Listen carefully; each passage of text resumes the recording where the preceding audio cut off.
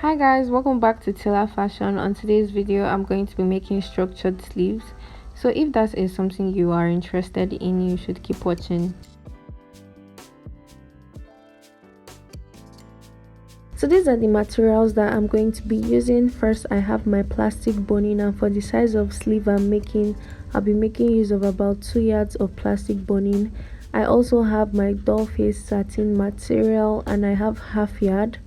You could use any type of material, but I'll be using this doll face satin fabric.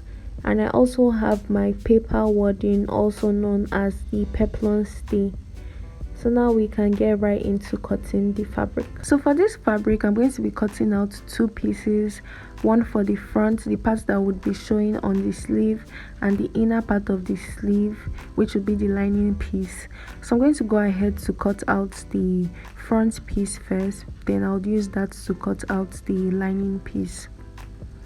So I've just folded the front piece in two just so I can cut it out or cut out a straight line, and I'm taking a width of 8 inches. I actually want it to be 7 inches, but I added 1 inch seam allowance, so by the time we sew the two edges it would give us back the 7 inches.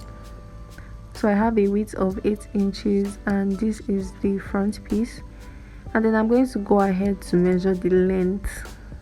For the length, I'm going for a length of 22 inches, so by the time I'm done sewing I would have about 21 inches. The length totally depends on you. You could make this as long or as short as you want it to be, depending on the style. So this is what we have now for the front piece, and I'm just trying to play with the fabric and see what I can do to it to make it a little bit nicer. So I'm going to make the part that I'm holding there a bit slimmer so it can complement for the ends. So because of the style I'm trying to achieve, I'll just go ahead to take out 1 inch at the corners and just blend that out.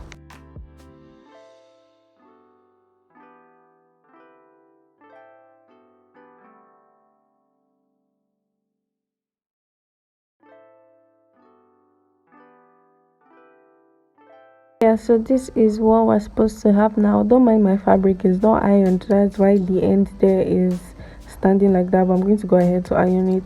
So I'm just going to use the front piece to cut out the lining piece now.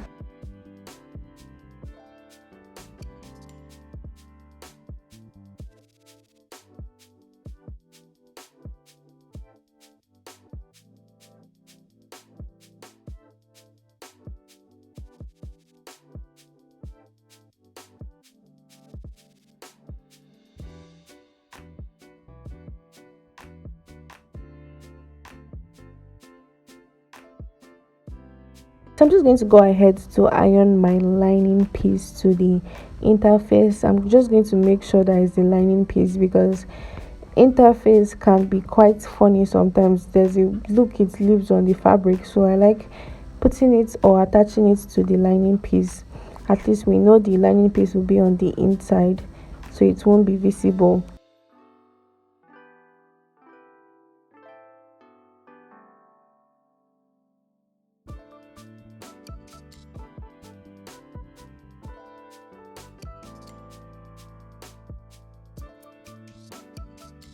So I'm just going to go ahead to mark out my seam allowance. I'm taking 1 seam at the top and at the bottom. I'm just going to draw that out so I can go ahead to attach my bias tape below it.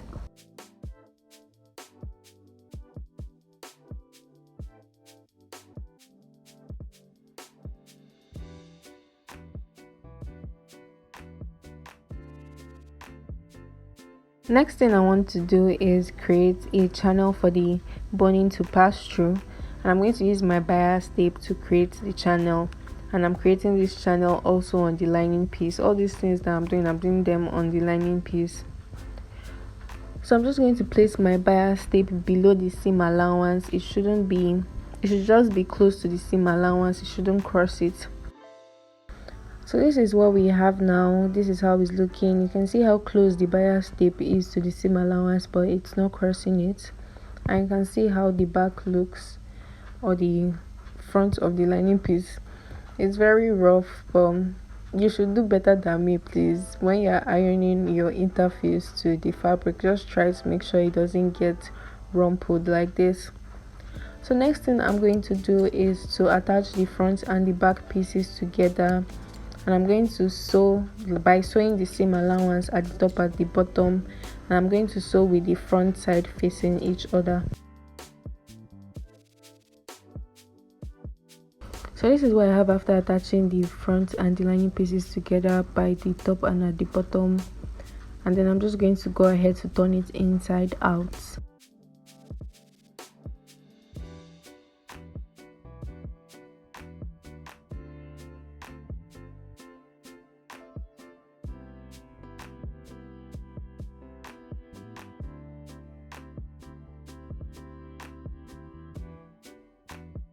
So this is what I have now, all ironed nicely.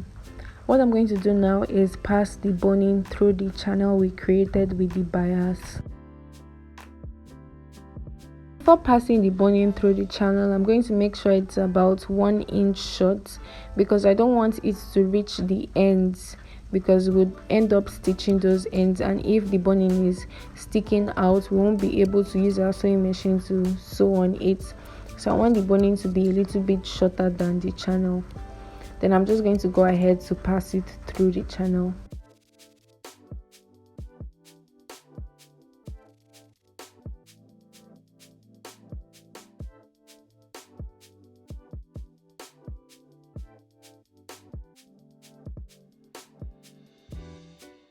So after adding the boning, you can see it's already taking shape, taking form.